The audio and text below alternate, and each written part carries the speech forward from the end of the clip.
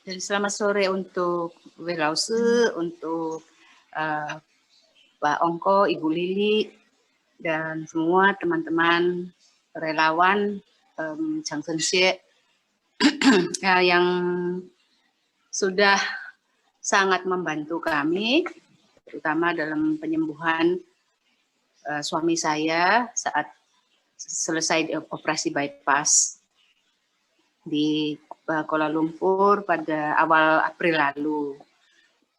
Operasinya lancar, memang agak kompleks tapi lancar. Setelah itu kan dibawa ke ruang ICU. Itu ada tekanan darahnya turun, lalu katanya setelah itu baru dapat cerita bahwa di CPR sampai 30 menit begitu. Lalu adakan lagi operasi nambah saluran bypass tambah satu lagi. Nah, tapi ternyata pagi-pagi sekali besoknya jantung Pak Binawa itu tekanan darahnya itu tetap rendah sekali, jantungnya lemah begitu. Nah, saya pagi-pagi sekali dipanggil ke ICU oleh dokter. Lalu ya saya tidak tahu kenapa, pokoknya intinya diberitahu bahwa suami saya ini very ill gitu ya, jadi mungkin sangat sakit, dan saya diminta untuk mendekati suami saya gitulah. Nah, jadi saya waktu itu ya hanya berdoa mohon keselamatan untuk suami saya. Lalu saya diingatkan, saya percaya Tuhan yang ingatkan itu untuk pegang untuk terapi suami saya. Nah, saya pegang dadanya, padahal dadanya itu lagi terbuka ya, hanya ditutup pakai latex, begitu katanya latex. Nah, terus saya lihat itu tensinya, saya tidak lihat yang atas atau apa, tapi yang bawah itu sekitar 30 lebih saja. Dan saya pegang, kemudian tangan kiri kan di jantung, tangan kanan itu di C7. Dan saya terus berdoa tentunya. Tapi yang saya tahu, biasanya kalau detakan jantung itu dakduk. Ini enggak. Ini sangat kacau. Bunyinya itu gerak-geruk dengan tangan saya saja itu saya bisa rasakan. Nah, tapi saya terus terapi saja, dan ada suster yang baik, dia kasih saya kursi untuk duduk, kemudian saya terus terapi, sampai mungkin sekitar ada 1 jam lebih lah, sempat melihat di monitor itu, tensi yang bawahnya itu sekitar 40-an, jadi saya pikir ini naik, jadi saya langsung telepon Pak Ongko, dan Pak Ongko bersedia untuk menerapi secara pribadi selama 1 jam lebih mungkin. Lalu Pak Ongko bilang ini dimasukkan ke grup WA aja ya, gitu. Dan karena saya percaya Changsenxie sangat membantu, makanya saya setuju sekali. Nah, dan di grup WA para relawan semua dengan penuh perhatian tentunya, upaya yang sangat keras ya semuanya. 1 hari itu 3 kali 2 jam. Pada saat jam besuk itu saya lakukan terapi sendiri pada jantung, tapi tentu dengan jarak, ada jaraknya karena dadanya tidak ditutup, belum ditutup. Nah, Pak Abinawa sendiri kan tentu ditidurkan terus. Setiap malam itu Pak Ongko menambahkan jam terapi sampai 1 jam lagi. Jadi setiap hari itu ada 4 kali dan lama sekali, dari pagi karena waktu jam terapi itu jam 8 dan berakhir jam 23. Saya melihat bahwa itu ada banyak perbaikan, terbantu sekali, obat-obatan sudah banyak, mesin-mesin semua, bahkan sampai ya kan pakai ventilator, pakai semuanya sudah, mesin cuci darah juga. Karena saya hanya punya satu HP. HP-nya Pak Abinawa ini saya tidak tahu nomor passwordnya, saya tidak bisa buka.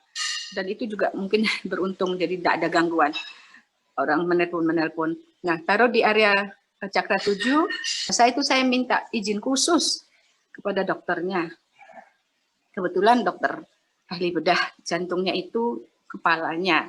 Jadi dia mengizinkan, tetapi dengan syarat-syarat yang sangat ketat, jangan sampai ada infeksi baru karena dadanya masih terbuka. Saya berjanji untuk datang pasang HP saja, minta bantuan susternya untuk jaga jangan sampai berpindah atau jatuh. Nanti kembali lagi setelah diambil lagi. Jadi hanya dengan satu HP saja. Ini karena kemurahan Tuhan dan belas kasih Tuhan, upaya keras semua pihak, yaitu para dokter juga yang sangat pengalaman, sangat bagus, keluarga besar saya juga semua berdoa terus, tekun berdoa, dan tentunya teman-teman relawan dari Changsensie 09, dari Pak Ongko, Bu Lili juga, ya terus yang memberikan perhatian dan upaya itu setiap hari. Saya bahkan dokter juga bisa merasakan bahwa setiap hari itu ada kemajuan. Changsensie banyak membantu karena saya sudah merasakan pada saat awalnya itu. Dan kemudian di hari yang kelima, dokter sudah melakukan penutupan tulang dada. Itu pun dilakukan di ruang ICU saja. Khawatir kalau terjadi sesuatu bisa cepat ada pertolongan seperti itu. Nah, dan keadaan suami kan masih tertidur terus. Terapi terus berlangsung. Saya tertib sekali, tidak pernah mengabaikan. Tertib sekali, jam-jamnya harus lengkap, dan saya pribadi juga harus terus terapi suami saya. Nah, akhirnya itu hari kelima, jadi kira-kira berapa hari lagi, 2-3 hari lagi, 2 hari sudah dibangunkan, disadarkan seperti itu. Tetapi kami tetap sadar, suami juga badannya bengkak semua, jadi nggak bisa banyak bergerak, jadi tetap taruh di atas Cakra 7. Terus di situ saja saya juga terapi jantung dengan jarak, karena memang nggak boleh, tapi karena suami juga ada pakai dialisis, itu Pak Ongko sarankan di terapi pusernya untuk ginjalnya biar kuat. Ya, puji Tuhan semua akhirnya keselamatan itu Tuhan berikan, semuanya menjadi baik. Satu persatu mesin-mesin juga dilepas semuanya. Dan setelah hari ke-13 di ICU, begitu semuanya sudah stabil, baru Pak Abinawa dipindahkan ke kamar biasa yang ada banyak monitor-monitornya itu. Itu pun tetap saya ikutkan terapi. Itu awal Mei pulang, Pak Abinawa suami saya tetap ikut terapi terus sampai kalau sekarang ini sudah pulih sekali, sudah bisa berjalan sampai 1 jam, bisa sudah berjalan kaki setiap pagi, kita berjalan bersama-sama, ya seperti itu. Tapi pada saat itu kan sekarang, pada saat akhir Juni, ya bisa berjalan sampai 2 km, tensi juga sudah stabil semuanya. Namun di akhir Juni, ini saya sambung ya kalau boleh, di akhir Juni itu terserang COVID. Tapi sangat beruntung Pak Abinawa ringan saja dan cukup isoman di isolasi mandiri di rumah. Ada obat-obatan, lalu ikut terapi, jadi bisa lekas sembuh. Kalau saya sendiri harus sampai dirawat di rumah sakit. Dan saya juga bingung waktu itu karena batuk, demam.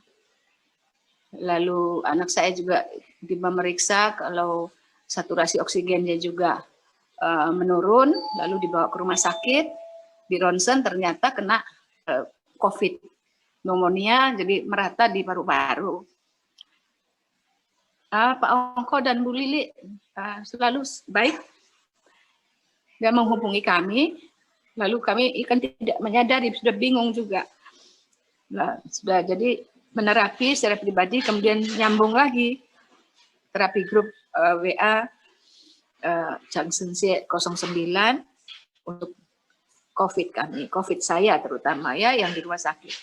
Dan beruntung saya juga belajar Changsensie. Jadi 3 kali sehari dengan terapi grup. Kemudian di antara jam-jam itu saya menerapi diri saya sendiri. Nah, yang saya rasakan, yang saya alami, setiap kalau di terapi itu saya bisa langsung tertidur nyenyak. Ini kan sulit sekali untuk bisa tidur nyenyak karena biasanya sesak, udah enak semua badan. Ya obat-obatan minum terus, tidur nyenyak.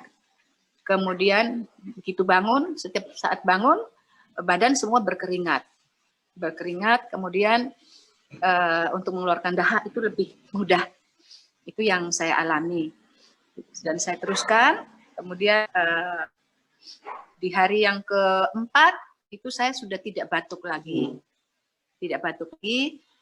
demam juga nggak ada, dan saya dari hari yang keenam sudah diizinkan pulang oleh dokter, diberikan vitamin dan disyaratkan untuk isoman di rumah selama 10 hari. Nah, setelah terus itu ikut terapi terus, selalu. Dan bila malam ataupun di sela-sela terapi itu saya terapi sendiri. Yang di terapi itu kalau dengan grup via WA, itu HP saya diletakkan di tenggorokan, dari tenggorokan ke bawah sampai dekat ulu hati. Nah, kalau saya dua-dua tangan saya letakkan di atas dada. Seperti itu. Kalau ada gangguan dengan pencernaan, ya saya letakkan di perut. Saya lakukan terus sampai selesai isoman 10 hari. Setelah itu di PCR sudah menjadi negatif. Dan tapi saya juga sampai sekarang masih ikut terapi untuk pemulihan. Maklum sudah kalau usia-usia agak 60 ke atas, seperti itu menurut saya. Kita meskipun sudah sembuh, tapi harus terus berhati-hati untuk pemulihannya agar bisa pulih kembali seperti sedia kala. Ya, demikian saya sungguh percaya, karena saya sudah praktek sendiri, sudah banyaklah saya lakukan untuk sakit saya sendiri.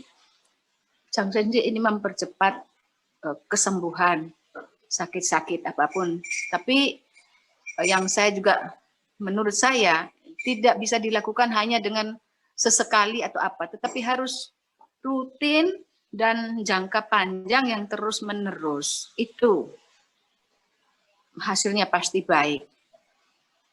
Jadi saya pada kesempatan ini mengucapkan banyak terima kasih pada Welause yang sudah mengajarkan Changsensie pada kami, juga pada Ibu Lili, Pak Ongko, semua rekan-rekan, teman-teman dari CSX 09 yang sudah sangat membantu kami untuk menerapi kami, sehingga kami sampai sekarang sudah sembuh dan pulih kembali. Demikian, terima kasih.